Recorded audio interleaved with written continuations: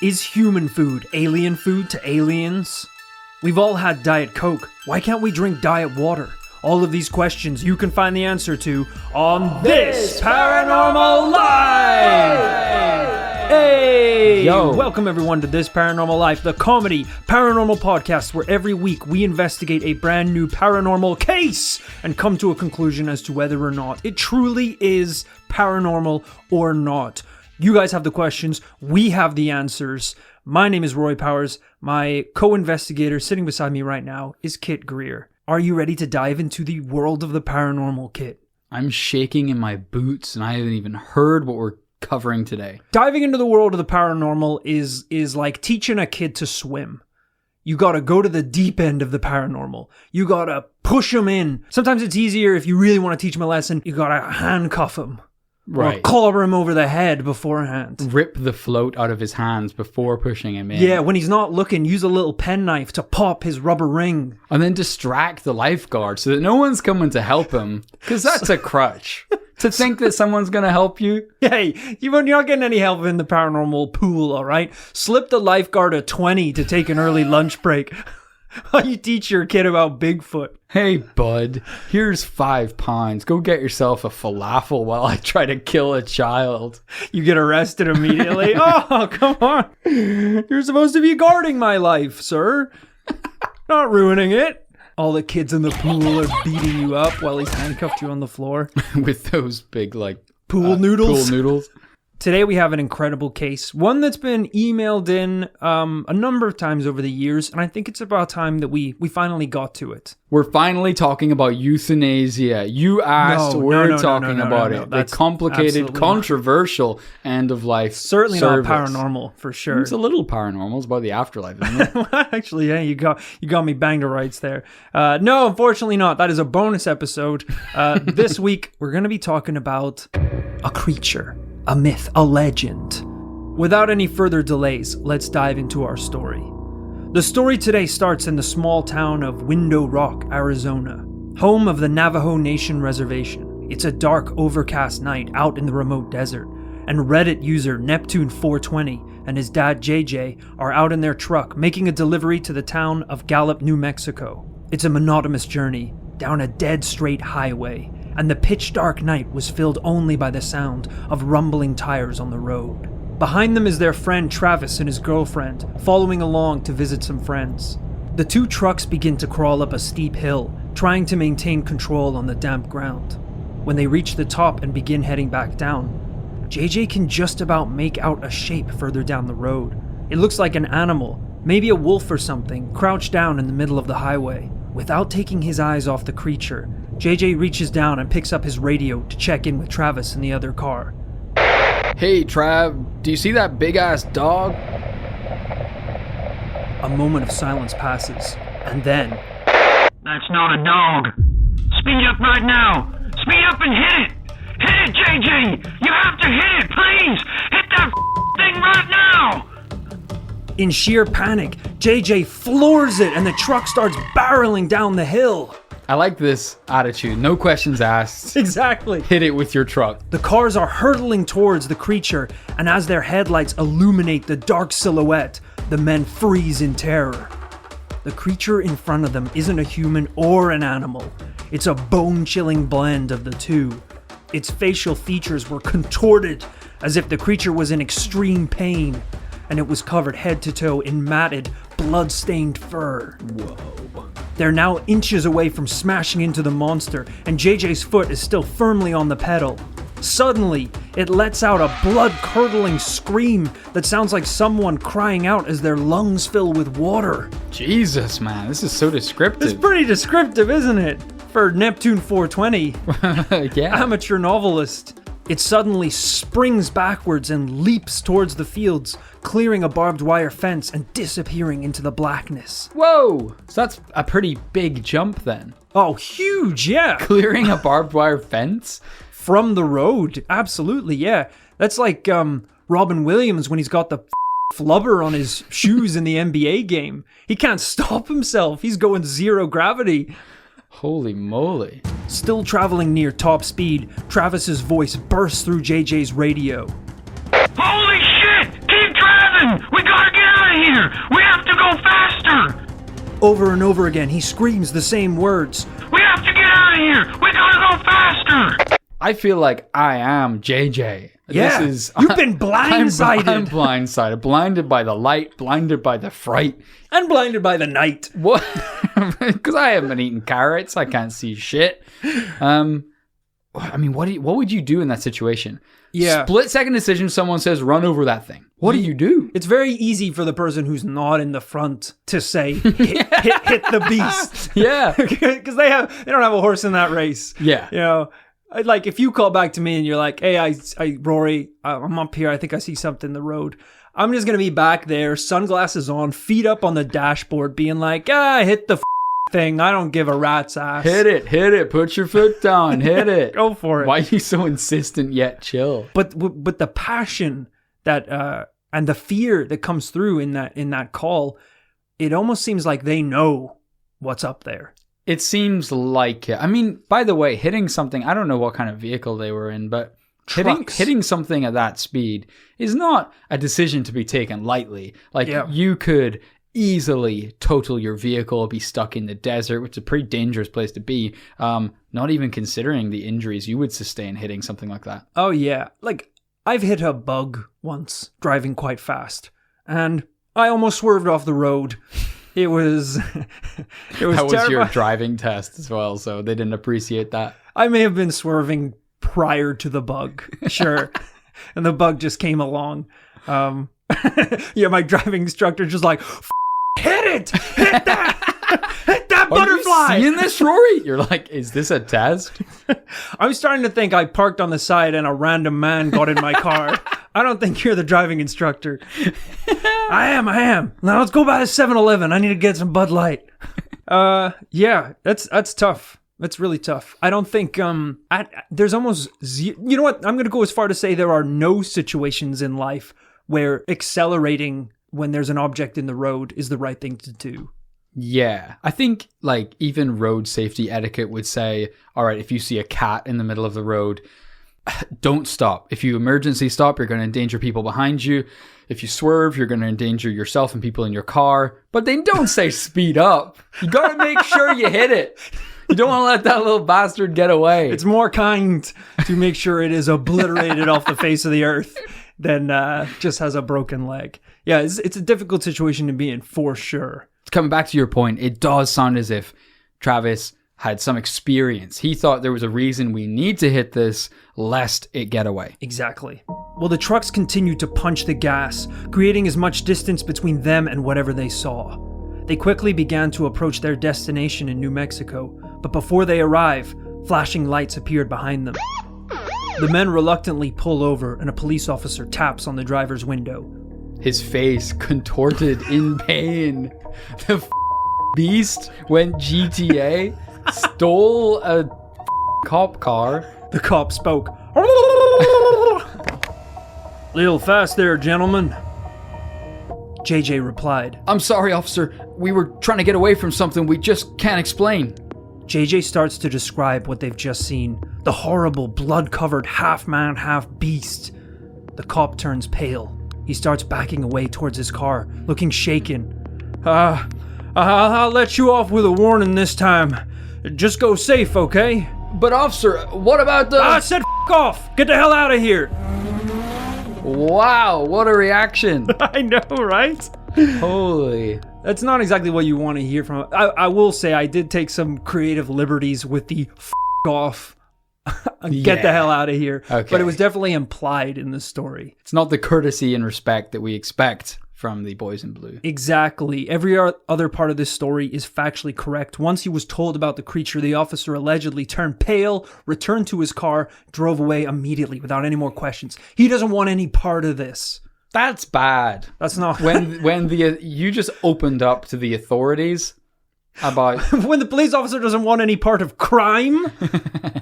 That's a bad idea. That's a problem. But it means you've got no one to turn to when stuff goes wrong. What if that thing turns up again? Your car won't start. It's like the horror movies. You're dialing 999 and they're just like, let it ring. That guy's done for.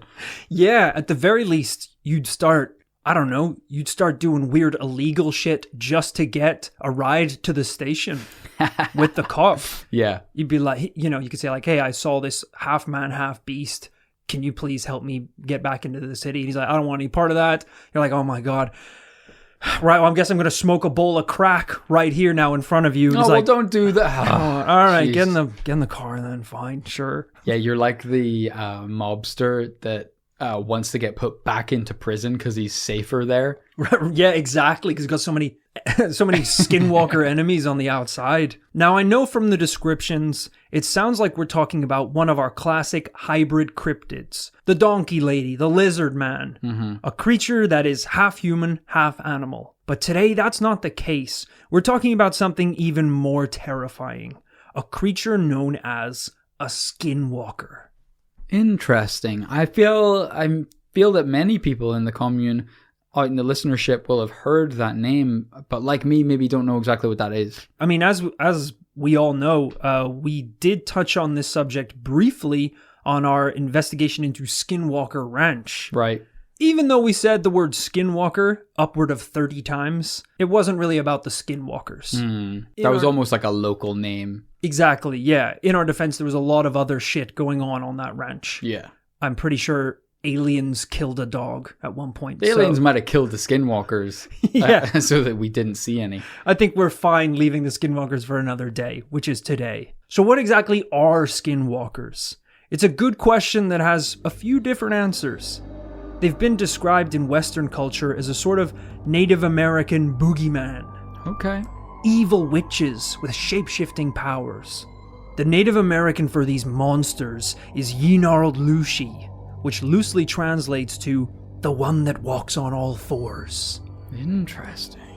They're shapeshifters who can possess the bodies of animals, most often appearing as coyotes or other wild dogs, but have sometimes even been known to possess the body of humans. Wow. Creepy shit. That is very creepy. Also interesting that they just get the name that literally means the one who walks on all fours. Quite a lot of things walk on all fours. So for this to be the most important one, the one that gets the .com address, Exactly, yeah. that's pretty significant. Puppies are the ones that walk on all fours. To me. Alligators are the ones that walk on all fours. There's a lot of creatures that walk on all fours. I guess maybe this is in terms of the one, referring to the one in the human race that walks on all fours. Oh, so that's where they're coming from. Okay. Yeah. I know what you're thinking. Why haven't we heard more about these skinwalkers? Well, there's a pretty good reason. Because like Fight Club, the only rule of Skinwalker Club is shut the fuck up about Skinwalker Club. Native Americans don't like to talk about them at all. Not with each other or outsiders. And they definitely don't like writing about them on the internet to help paranormal investigators. And that's where Neptune 420 comes in. He doesn't give a about Native American tradition. He's the Edward Snowden of the Native American community, a whistleblower who's giving it all out for free. These guys are staying quiet about some pretty bad things. Like, I do understand if this is an important part of your culture that you would, like to respectfully keep to yourselves. But if there is a half man, half coyote in the desert, I'd like to know about it. I'd like to know if I should speed up.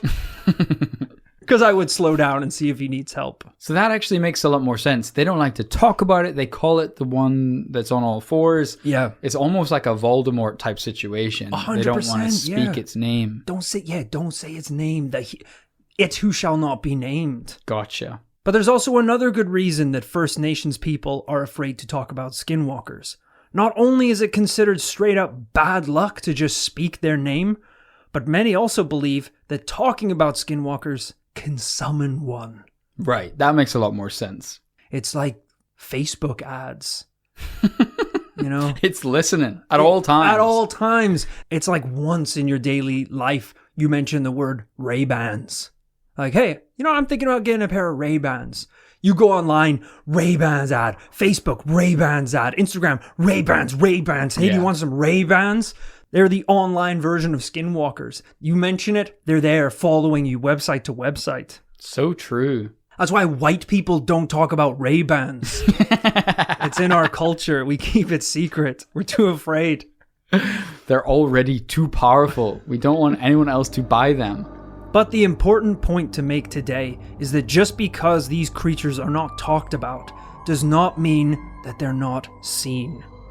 Another story follows a woman named Aisha Ninja who claimed that one night her family were stalked. You say they're called Ice Ninja? I think it's Aisha Ninja. Okay. Aisha Ninja. Sounds like Sean Connery saying Ice Ninja.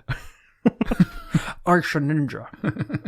This story comes from someone called Ice Ninja. Claims he has a shuriken colder than the frosted desert. This is like if he was in a really bad B movie. This is no normal ninja. It's an ice ninja. What the f*** am I doing with this script? I'm better than this. I was James Bond, you know. Fucking ice ninja. Ice Ninja starring Sean Connery. Someone has to make a promotional poster for that. I can't promise that this next story will be as captivating as the plot of Sean Connery's Ice Ninja, but it's a good story nonetheless, so let's hear it out. Aisha Ninja and her family lived in a rural community on the Navajo reservation. One night, when her family were home alone, they began to hear noises from outside, as if someone was digging through their garbage. Her oldest uncle decided to peek outside. Maybe it was a raccoon or a bear.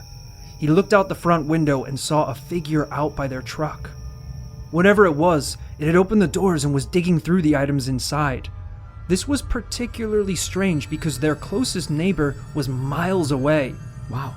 So reluctantly, her uncle grabbed the family rifle, burst out the front door, cocked it. It doesn't sound reluctant at all. I think he was ready to go. Well, he's sure. It's an exciting moment in his life, but he doesn't want to... You heard a can fall over outside? All right, if I have to... He's gone up in the attic to get the family rifle. You guys see my grenades? I don't think you'll need them. I think he's trying to appear as intimidating as possible. Okay. So he never even has to fire the gun. So he's probably got Ray-Bans on. There, I said it. Kicking open that front door. 2 Uzis in hand. Yeah. But he doesn't want to fire a bullet. He just wants to scare it off. Okay. The figure stopped and stared at the man, seemingly unfazed by the weapon. And then it slowly began walking towards him. Stay back! Don't make me use this! The uncle fired a warning shot, but nothing happened. As the dark figure drew closer, the family began to smell something like a rotting corpse. Holy, that's definitely what these things smell like. Oh yeah, 100%. At that moment, Aisha Ninja's grandparents returned in their truck. The sound of the car and the flash of the headlights must have startled the creature as it slowly moved away, hiding behind a tree near the house. I see why we had to speed up. It's not scared of guns, but it's scared of cars. Yeah, and flashing lights. Once her grandfather was told about what happened, he ran into the house, grabbed a handful of ashes, rubbed them over the gun, and placed an ash-covered bullet into the chamber. He walked outside onto the porch and fired towards the tree. The gunshot echoed in the dark, and the figure took off running. But the men didn't stop there. They jumped into their truck and chased after the creature, driving through the rough terrain. The truck was bouncing, so the headlights weren't fixed on one particular spot, but the uncle swears that when the headlights hit the figure, he saw a woman running on all fours like a bear. Jesus. Something about it being a human makes this 10 times scarier. Yeah. In my head. Absolutely. I mean, if it was, some kind of weird wolf, if it had even been the lizard man. Yeah. I don't know why. It's just so disconnected from reality that it's kind of hard to imagine. But yeah, if these headlights bouncing up and down briefly catch a glimpse of this like contorted woman running on all fours, it just sends chills down my spine. Something so scary about that. It's dreadful. Yeah, I mean, there's a reason for sure. You think of the most terrifying moments in movie history. You think of like The Shining or something. It's the woman in the bathtub. It's the little girls. Yeah. There's something about it. It kind of feels like popular anime Attack on Titan. Okay. That show is all about these huge creatures basically destroying a city like Godzilla. Sure. That's not that terrifying a concept. But the fact that these titans are just big humans, not like giants, but these weird contorted big humanoid creatures makes it 1,000 more times terrifying than if they were a big, tall lizard man like Godzilla. Yeah. There's something so human about it that makes it even weirder and creepier. Yeah, I think people have talked about these kind of things in science. You know, humans have this built-in kind of disgust mechanism where if something looks a bit off, we feel scared. Right. And this is part of the reason why games designers and AI people have such a hard time making models of humans for movies and games that are realistic enough for us to like looking at them. Because most of the time, when we look at models of humans, we just go, oh, this is kind of creepy. I don't really want to look at this. Yeah, like cold, soulless CGI eyes. The uncanny valley. Yeah, really off-putting. It is very interesting. That's why this story is so cool, because we're not dealing with, a half lady, half donkey. We're dealing with this weird shape-shifting creature. Mm-hmm. Well, her grandfather eventually stopped the truck. He got out and began yelling into the darkness. Her uncle said that he was yelling about a local woman, that he wasn't scared and that he knew it was her and to leave his family alone. A few days passed, and there was news that the woman her grandfather was yelling about had passed away. Oh. Interesting stuff here. So is this insinuating that there was maybe a possession? Possibly. This woman who passed away had her likeliness or body stolen by a skinwalker. Interesting. The two can somehow be related, which is that's spooky. That's awful. To think that the skinwalker, a bit like a vulture circling overhead, it can sense when you're near the end and it just ganks your body. Yeah, that's not cool, all right? If you wanna kill me, go ahead. Whatever, right. Fine. Once it's done, don't take my face. Yeah. Don't take my face and go rummaging around in other people's cars. That's weird, man. Let me at least lie there, just dead. Yeah, I've built a reputation over the years that I intend to keep after I pass away. Exactly. Yeah, don't tarnish. Don't my start last days. jacking off in the town square straight after I die. Although in hindsight, that is a pretty good excuse if you ever get called out for doing something inappropriate. It's like, what are you talking about? Although now that you mention it, I did see a coyote in East London 2 nights ago. Wait, you don't think? And they're like, no, we don't think. You vlogged the whole thing on your Snapchat. I don't think the Skinwalker would do that. You took a shit on a cop car while saying, it's me, Rory Powers. I don't think Skinwalkers go live on Periscope and say, subscribe up top, comment down below. Why does he care how many subscribers you have? So after these stories, we do kind of know what these things are, but how did they get here? Well, the Navajo people believed that skinwalkers were once accomplished shaman or medicine men in their communities. These shaman would use their powers for the good of the community and were brought in to do everything from healing the sick to sometimes even raising the dead. Wow, that is good. That's a tough job to not know what you're dealing with every day. Yeah. Are you coming in being like, all right, what is it today? Someone got like a scratched knee or like a bum elbow or something I got to fix. And it's like, no, Tony croaked last night. So we need you to actually bring him back. Oh, f***ing hell. I haven't even had a coffee. Can someone get me a latte? I'm going to bring Tony back. I'm going to need a latte. Gonna need a latte. We're gonna need some defibrillators. Like, is that even magic now, or is this science? I'm the shaman. Shut up. Sometimes when performing their rituals, they would wear an animal skin over their face. It could be a bear, a wolf, or something similar. Not only that, but the suit was adorned with the skins of frogs, bats, snakes. Whoa. With beaks, toes, tails of birds, hooves of deer. Holy. Tails of goats. Pretty much everything that flies, swims, or runs was attached on to these skins. Jesus, it's kind of mystery meat. I don't know if I would want that. If someone was performing evasive surgery on me, yeah, to have to constantly be pushing the the frog skin out of their eyes. Is this hygienic? Yeah. I think a beetle just fell in my wound, sir. I don't appreciate this. Also, why am I still conscious? Why am I still conscious? I can see my bones. Interestingly, shamans were paid for their work resurrecting the dead, whether the ritual worked or not, which is a pretty good deal to have. Payment up front. Yeah, that makes sense. If I was, I don't know, a guy who deactivates bombs, I would want payment up front. It's pretty risky business if you're dealing with the afterlife and magic.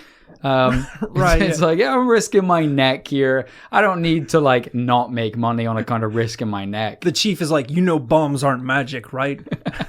I need you to tell me that before you go in there with your what looks like a bag of frogs. It's like, so Jason, you've got the plan, right? I go in there, go into the shadow realm. No.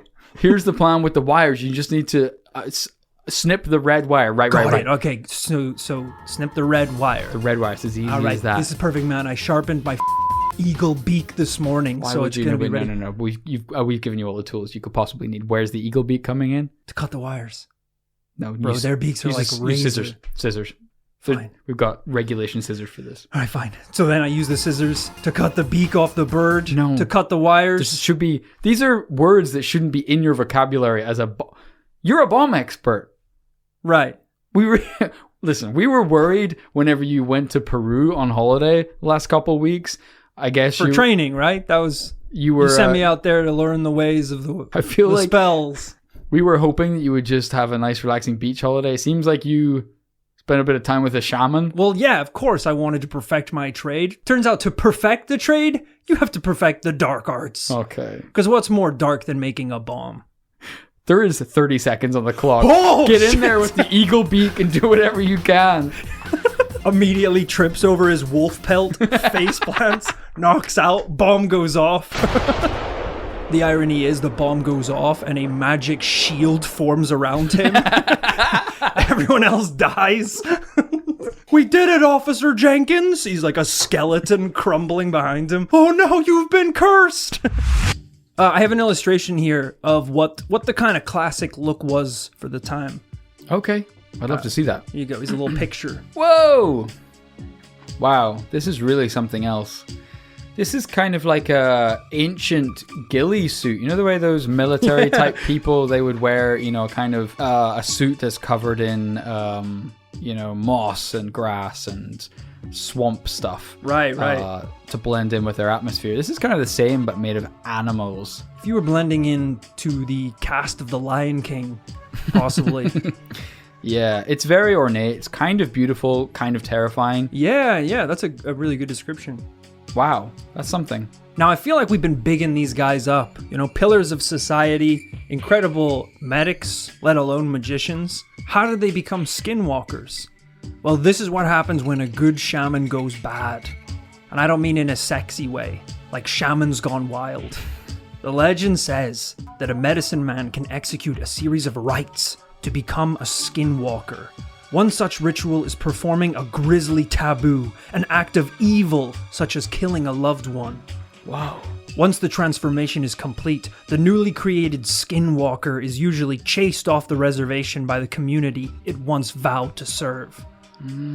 It now lives in banishment for the rest of its existence, fending for itself in the wilderness.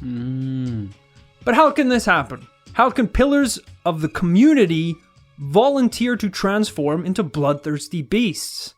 Well, you see, in order to complete this process of becoming a fully qualified shaman, you have to study evil in depth. And some don't have the strength to resist the dark forces they encounter, and they're compelled to serve them.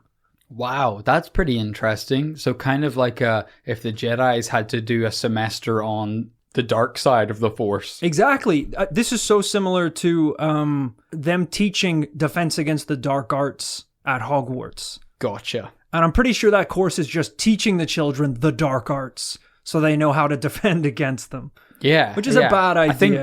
I think it was like first year of Hogwarts, they teach them how to kill someone. Right, yeah. Like, kids, but don't ever use this shit, all right? Yeah, I know it's like the dopest spells you're going to learn all semester. This one turns blood to Gatorade. Your enemies will drop in a second, but never use this. Anyway, here's your wand, and yes, here's a dictionary list of, if you just say the word while holding the wand, it's over for everyone.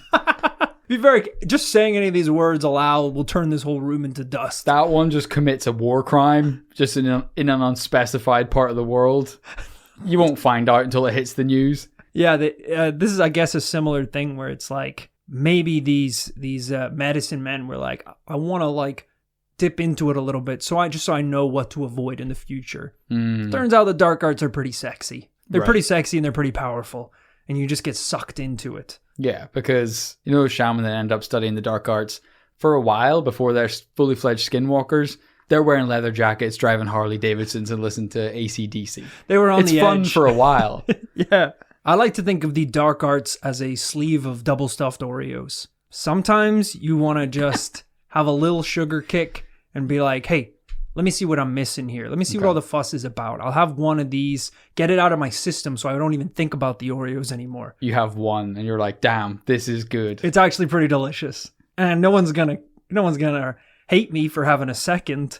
Before you know it, you got a wolf pelt on, frog skin belt, 6 sleeves deep. All you can think about are Oreos. You're running on all fours in the big Tesco. You murdered your family, apparently. Don't know when that happened. It's dangerous. It's dangerous messing with dark arts and Oreos.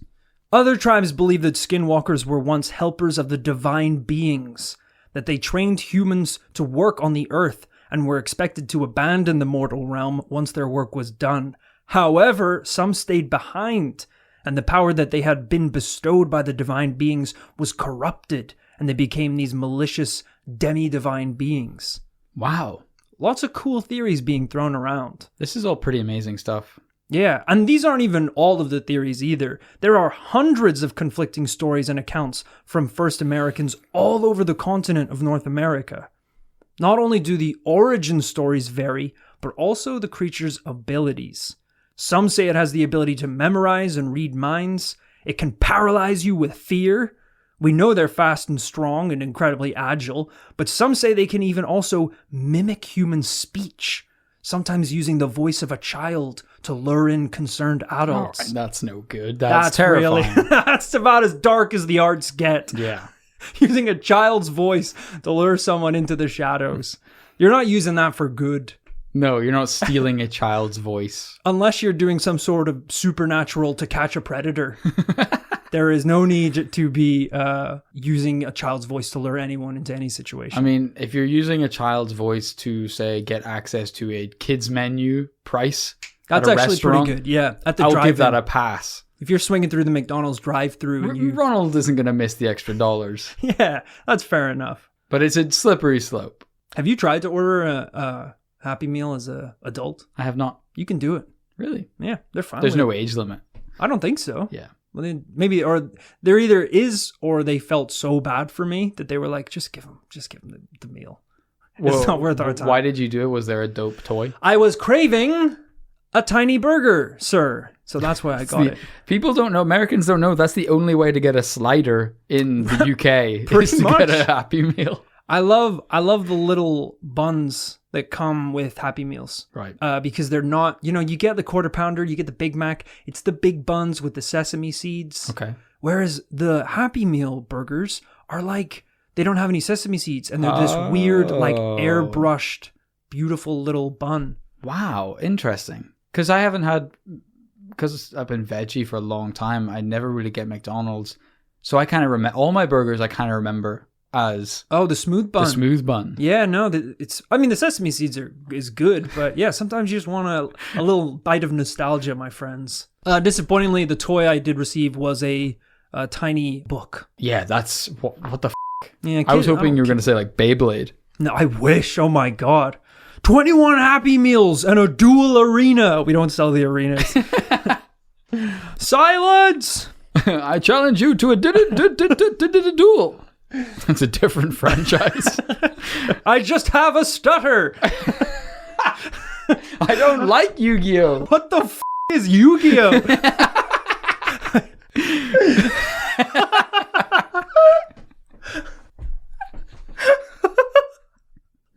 He's like dressed like Yu-Gi-Oh with the coat and the hair. Pyramid necklace.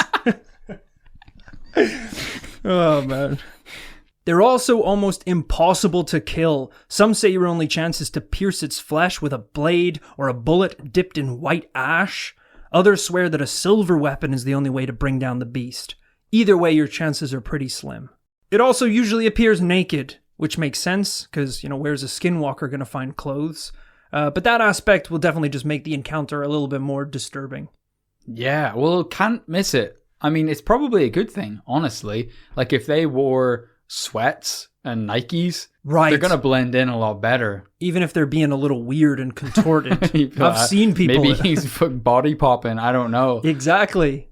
Should I be doing that? That seems pretty... There's a TikTok dance, maybe. But if he's naked... You almost never see naked people in the street, so... Yeah, that's a red flag, for sure. Sense. Now, as I said, we did do a whole investigation on Skinwalker Ranch, and although we didn't focus specifically on any skinwalkers, in the story, Terry Sherman and his wife Gwen were hounded by wolves that they claimed were 3 times bigger than any wolf they had seen before. Mega wolf. I don't remember specifically, but I think they were also maybe bulletproof and had red eyes. There was a lot of creepy shit going on. But could this possibly have been a skinwalker using its magic to take the form of a mighty wolf? Even though it's our only episode to receive a triple no? That's a great point.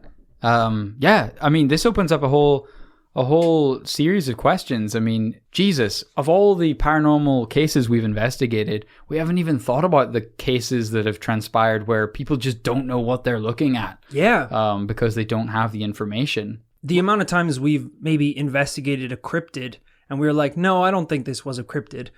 It could have been an alien. There could be another paranormal story inside of another paranormal story. Absolutely. Jesus, I mean, at night, simply living here in London, when you hear what I assume is foxes having sex, it could be a skinwalker. I don't know. Yeah.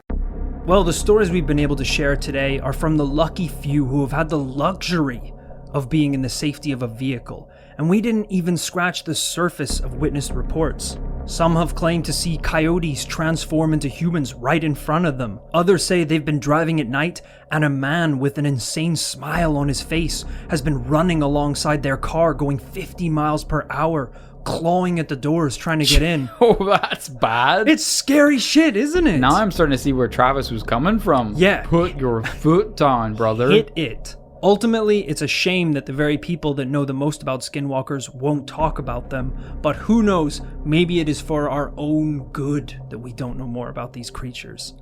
Ultimately, we are missing a piece of the puzzle, so it's hard to come down on a solid conclusion.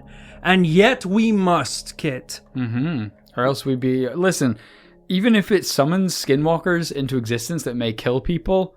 It's also the format of the podcast. So I'm sorry, but we have to do it. Yeah, if anything, we should say the word more. Skinwalker, skinwalker, skinwalker. It would really help us in the conclusion aspect if one of them was here to guest on the final 5 minutes of the podcast. I mean, even we might die in that process, but the podcast would probably chart pretty well. Oh, yeah, it would definitely be front page news. Yeah. We've gone through a lot of stories today. We've heard a lot about the lore of these creatures. I know this is a difficult one to talk about because, as we said, the very people that know the most about this creature, for whatever personal reasons, don't want to talk about it much. But what are your thoughts today on the legend of these skinwalkers? This really feels like a story in 2 parts, or a cryptid in 2 parts. It seems like we almost have the physical skinwalker phenomenon which Travis and JJ and Neptune 420 encountered. Yes. The thing that they see in the street, the thing that the policeman was so scared of that they wanted to try and run down in their car and it leapt away into the distance. The thing that was chased through the woods by the granddad with the rifle. Yeah. And then on the other hand, we almost have this mythical, almost biblical level parable of a shaman, someone who was respected in the community, who had the fall from grace, who flirted with the dark arts and was transformed into a kind of hungry ghost that's doomed to wander the world forever. And as you said, there's a huge disconnect, even in just time between these encounters in the modern day and the time period in which, you know, these shamans and these medicine men would have been operating. There's a huge divide there that makes it quite hard to link together this creature with this origin story. So you're quite right, Rory. It does leave us in a pickle. If I had to come down on a conclusion today, I think I would have to say, I don't know if this thing can shapeshift. I don't know if it can jump over 20-foot barbed wire fences. And I don't know all the specifics because they're not writing books about this stuff. Yeah. But if the First Nations people are saying that a shaman who's been corrupted by the dark arts and is excommunicated by his community is called a skinwalker, I think that means they're a real thing. That's this is the dilemma we're going to have to hit is today, are we trying to claim that the shape-shifting night beast is real, or is the concept of a skinwalker, these medicine men gone bad, real? Which as a concept, yeah, it is real. It's who walks on all fours is a real idea, is a real concept, is based in reality. I don't care. I'm giving it a yes. Let's go for it. Let's go for it. Oh, I did not see that one coming even when I was pitching it. That's a double yes, folks. And we've said it, which means I don't have to think anymore about it. Today's case, investigating the Skinwalkers, is a double yes. It is indeed paranormal. Skinwalkers have once or do now walk the earth. If you see something on the road, even trying to flag you down, even if it looks like a member of your family, keep driving. Pedal to the metal, folks. This could really go wrong, couldn't it? What have we done?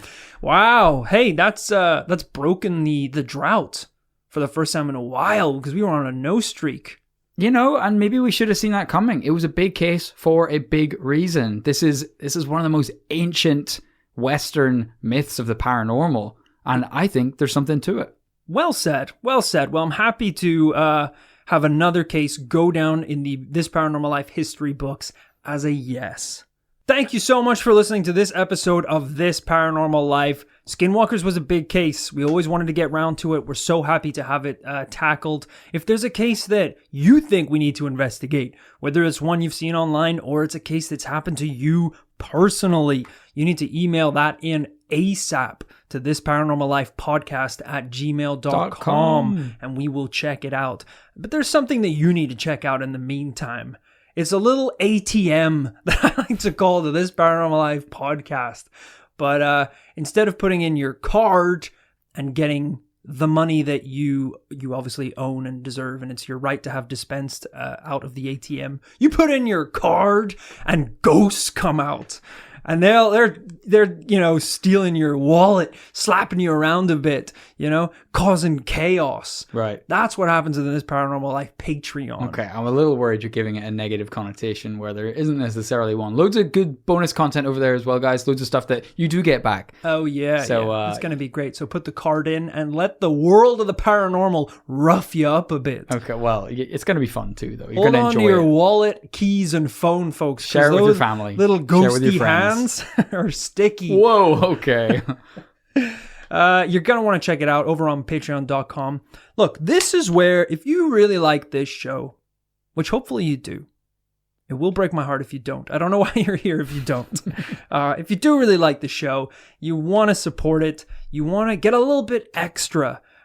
We have a ton of rewards over on patreon.com, including a This Paranormal Life commune uniform and bonus episodes where we dive into the undivable. Look, if you think of the regular episodes as diving into a beautiful fresh pool of water, this is diving into mud. Mud, exactly. Yeah, it is messy. It is rude. Is cement rude? It's edgy. But it's strong. These are strong bonus episodes. I feel like I may be rambling a little bit here. But if you go to the website, This Paranormal Life Patreon, just check it out. There's loads of fun stuff there. Hopefully there's something for everyone. You're going to love it. If you want to check out some funny video clips from the podcast, hit us up on YouTube, Twitter, Instagram. Wherever you are, we are. And every week we upload funny clips in video form from the podcast. So check it out. It's great fun. Once again, thank you very much for listening to this week's episode. We will be back next Tuesday with a brand new paranormal tale. See you then. See ya.